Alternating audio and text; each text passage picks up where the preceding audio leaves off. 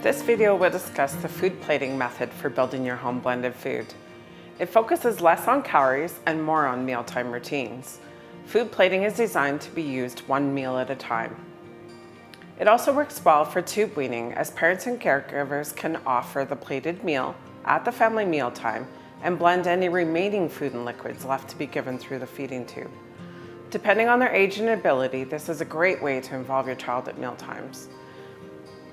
They may be able to help with choosing and preparing the foods, putting their food onto their plate, adding it to the blender, pushing the buttons on the blender, and so on.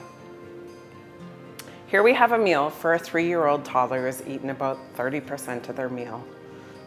They're currently working with their team to wean their tube feeds. Once the child is finished eating, we add the desired liquid, in this case 2% milk. Pour the contents on the plate into the blender and blend well. To learn more about the thickness and consistency of your blend, please join us in video number 9. These pictures were shared by a patient family who uses food plate method with food and formula. Their 9-year-old son, who had an accident, is no longer able to eat by mouth. He joins his family at the table and portions his food onto his plate. Together, they add the formula and food from his plate to the blender and boost the calories and nutrients while keeping the volume down, as he's very active and needs the extra calories. This is then blended to a smooth consistency. While doing this, he is enjoying time with his family together at the table, and he's receiving his blended food by feeding tube.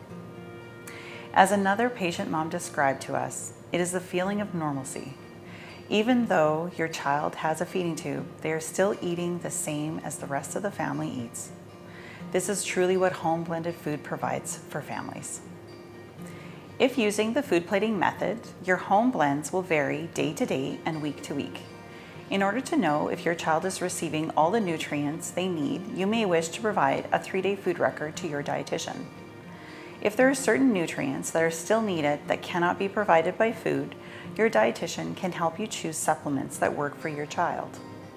Some of the common items that may need to be added are vitamins or minerals, for example, calcium, vitamin D, and iron.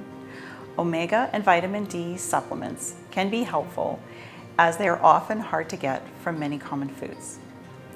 Home blended food often needs salt added, as sodium is also an important ingredient. When using food plating method, salt may be added when cooking food or at the table, similar to seasoning your food. There are often liquid, crushable tablets or powder that can be used in the G-tube. Another consideration with home blended food is to have enough extra fluid for the day.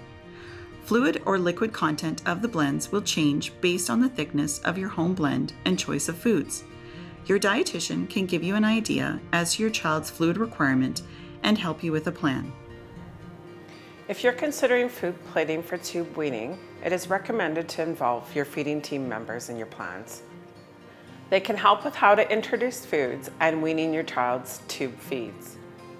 Work with your registered dietitian to choose portion sizes and the best fluid base to add to your child's food that is well tolerated and meets your child's needs. Fluid choices will be determined by your child's fluid and calorie needs and how much volume they can tolerate in a meal. As your child grows, their calorie and nutrition needs will change.